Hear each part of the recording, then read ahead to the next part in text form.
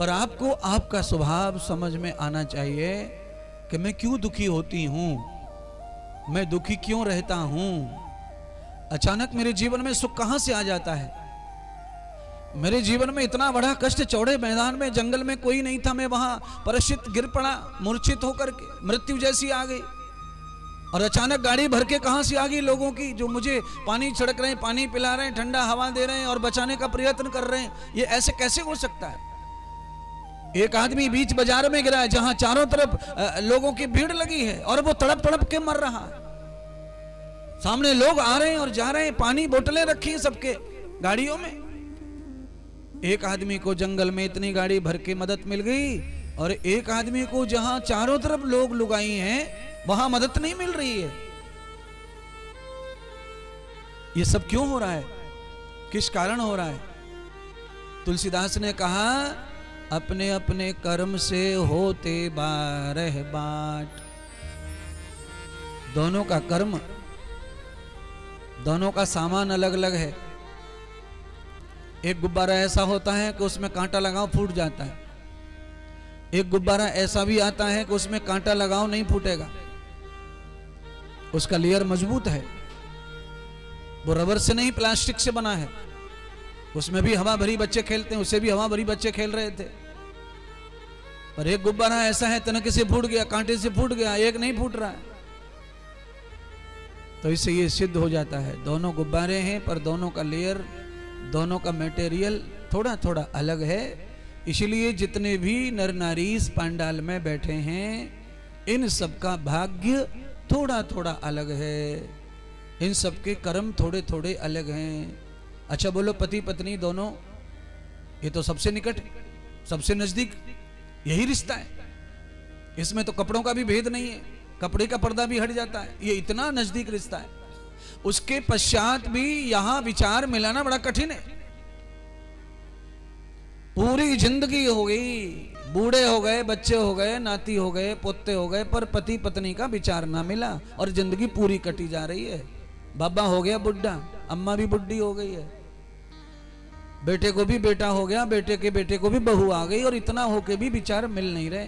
क्यों मिलेंगे ही नहीं। अपने अपने कर्म से, कर्म के कारण ही तो पति पत्नी बने और कर्म के कारण ही विचार नहीं मिलते। ये जो भगवान ने मिलाया ये भी भाग्य है और विचार नहीं मिल रहे ये भी भाग्य है।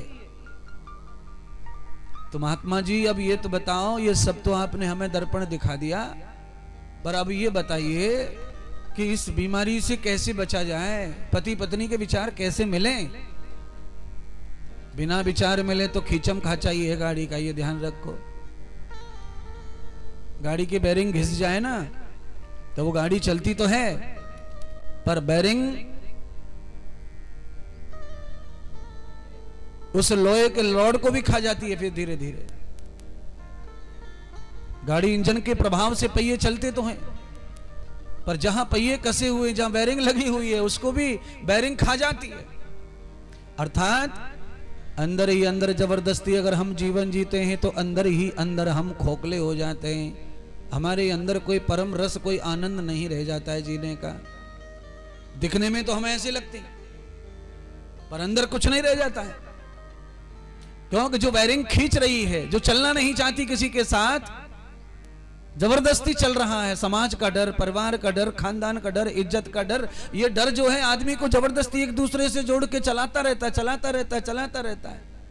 उससे आदमी का जीवन अंदर से नष्ट होता रहता है, नष्ट होता रहता है, नष्ट होता रहता है। उसके जीवन में अंदर कुछ नहीं रह जाता है, वो केवल बाहर बाहर से निभाता रहता है।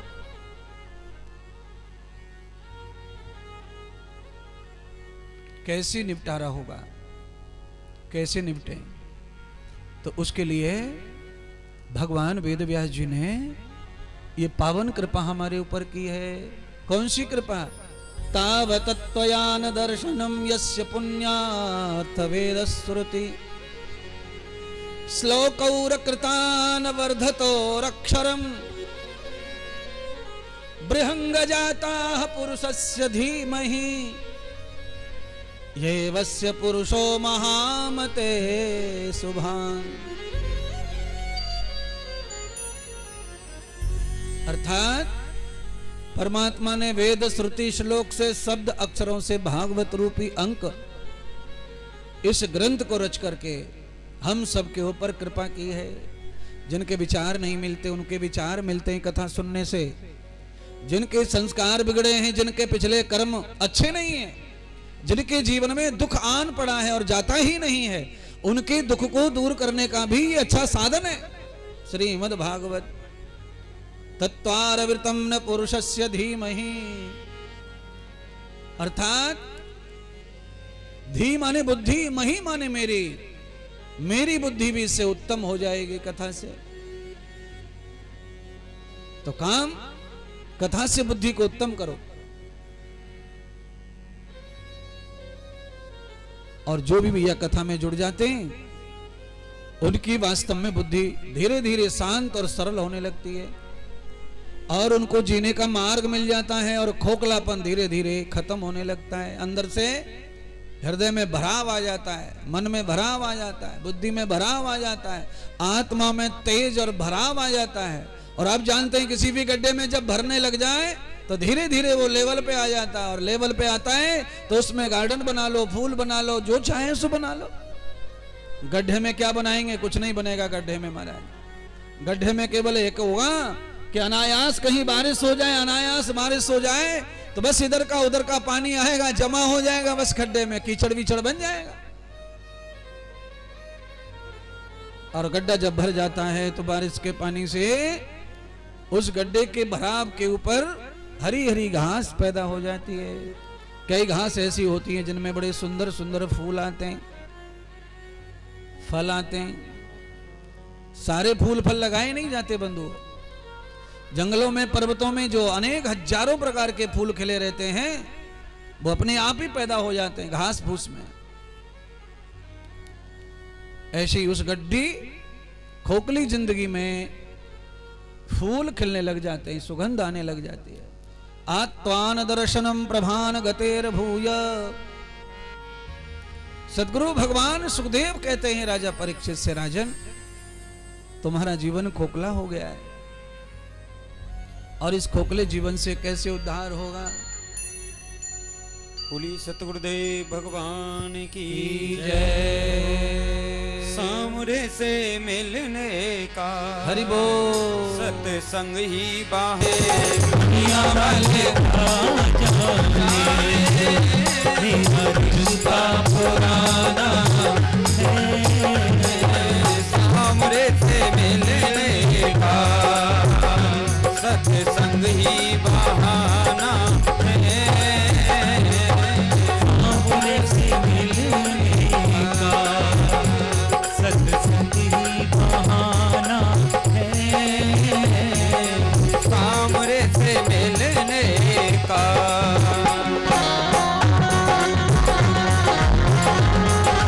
रानियों की सेवा करते हुए बोलिए श्री सतगुरुदेव भगवान की।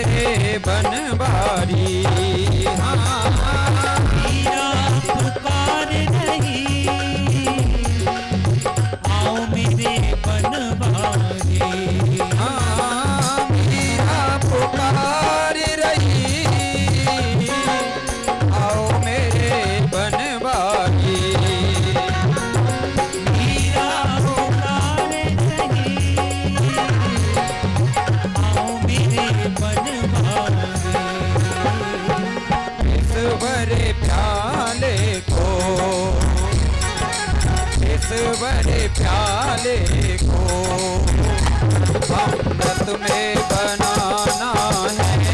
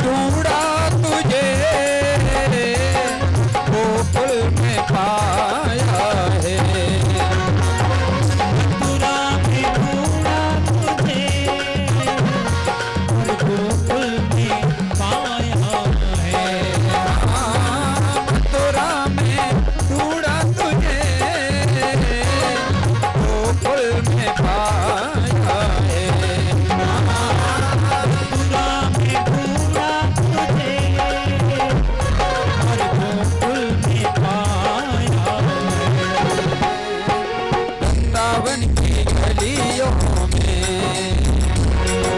वृंदावन की गलियों में मेरे श्याम का ठिकाना है। वृंदावन की गलियों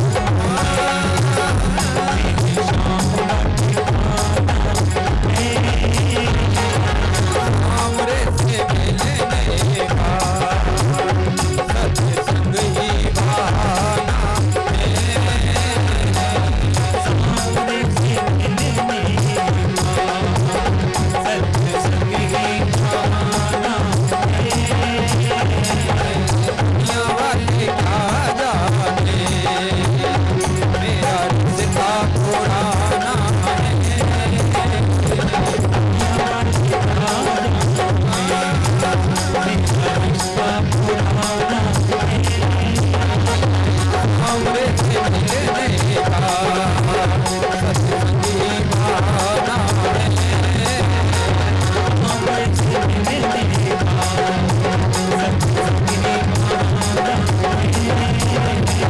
हमरे से मिलने का सत्संग ही बहाना हमरे से मिलने का सत्संग ही बोलिए श्री सतगुरुदेव भगवान की जय। बोलिए श्री बांके बिहारी लाल की जय हो। जय जय श्री राधे, जय जय श्री राधे, जय जय श्री राधे। भागवत महापुराण की जय हो। यस्य बंधनो त्वयार धर्म, यस्यं कृत आत्मसुः, यस्यं प्रवर्धमति त्वयार विवर्धितेः, यस्यं यस्यापनोति त्वयाः। भगवान सुखदेव राजा परीक्षित को कहने लगे, राजन आज ब्रह्मा जी ने संपूर्ण सृष्टि को रच दिया। ब्रह्मा की सृष्टि में ब्रह्मा जी जब सृष्टि रच रहे थे तो असमर्थ हो रहे थे रचने में।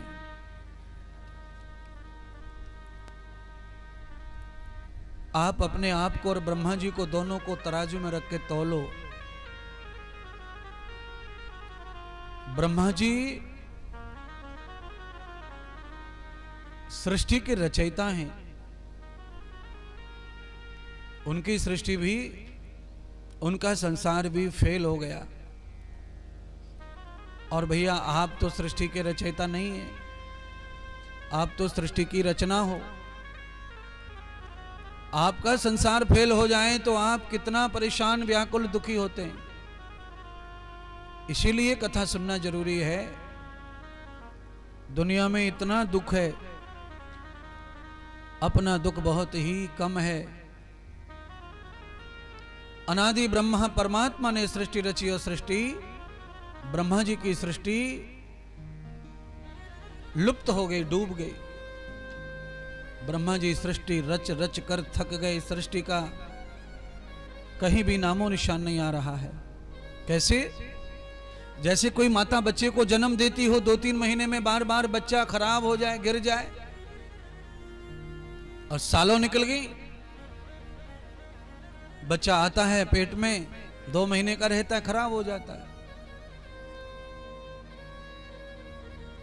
बार बार नौकरी के लिए हम जाते हैं, टेस्ट देते हैं, फेल हो जाते हैं।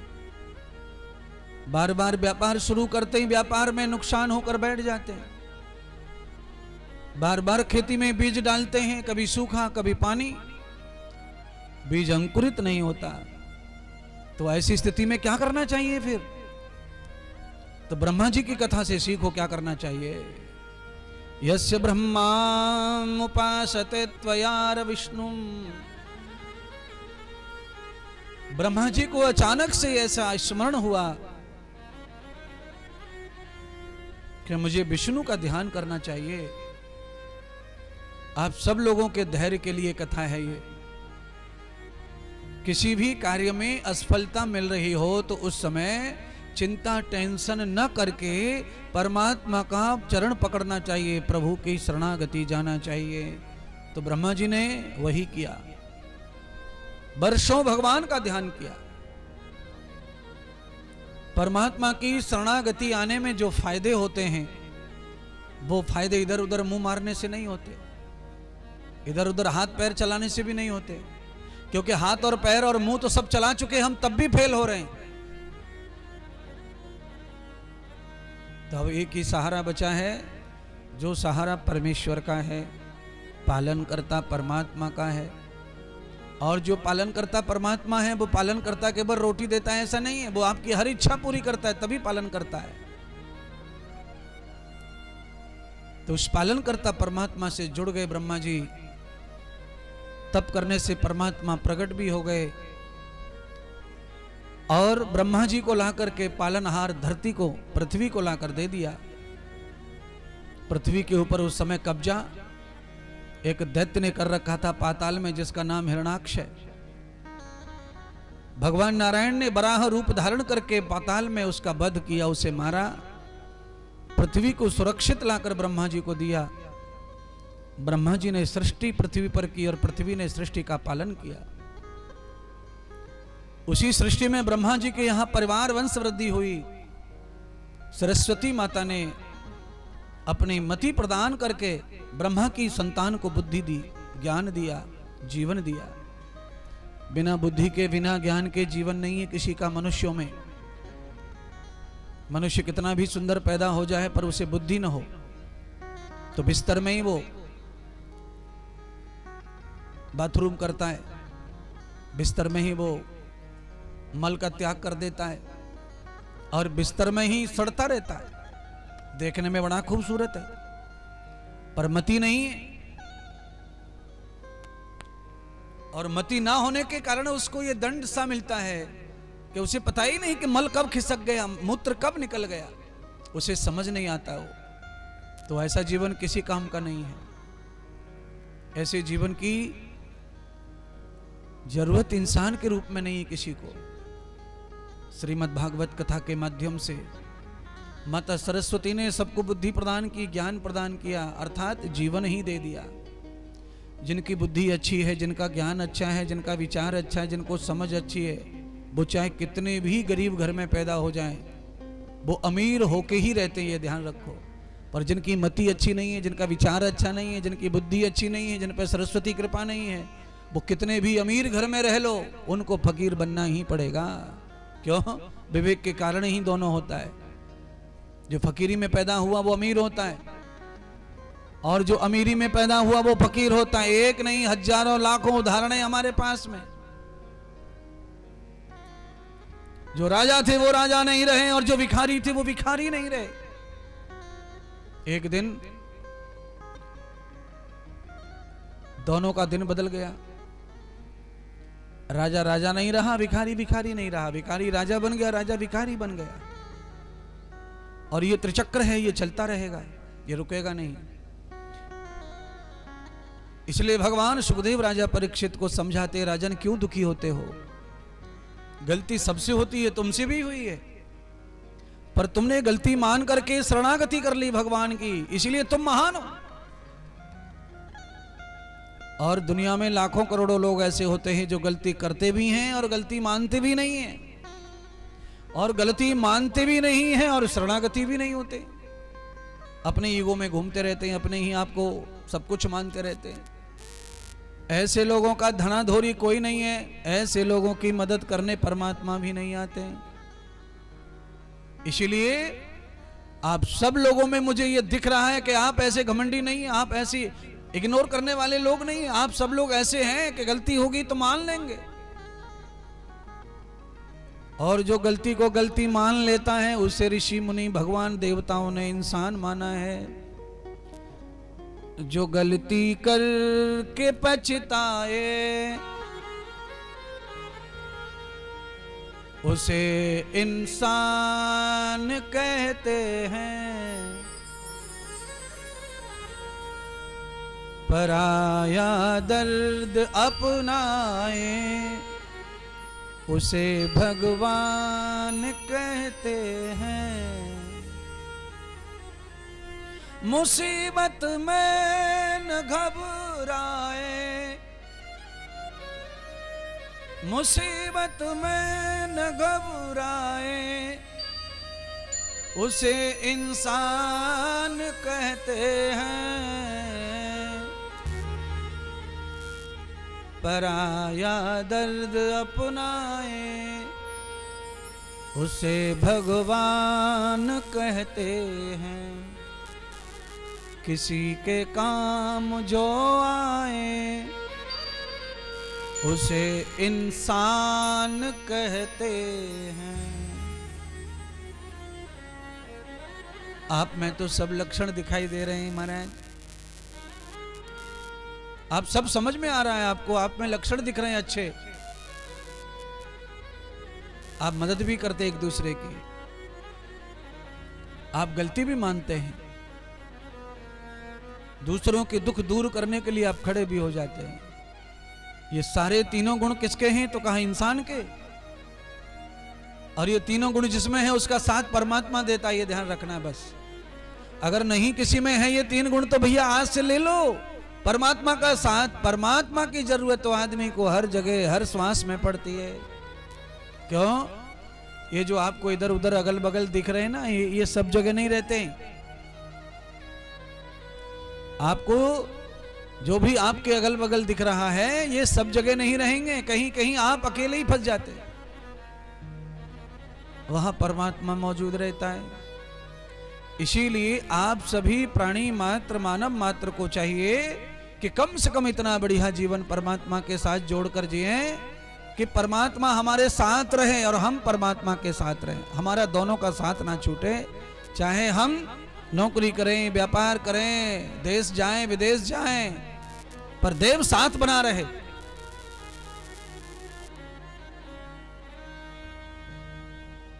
मतलब पुरता नहीं, हमेशा के लिए, पल पल, क्षण क्षण। दूरियां चाहे कितने किलोमीटर की हों, पर मानसिक मन से पास में रहो।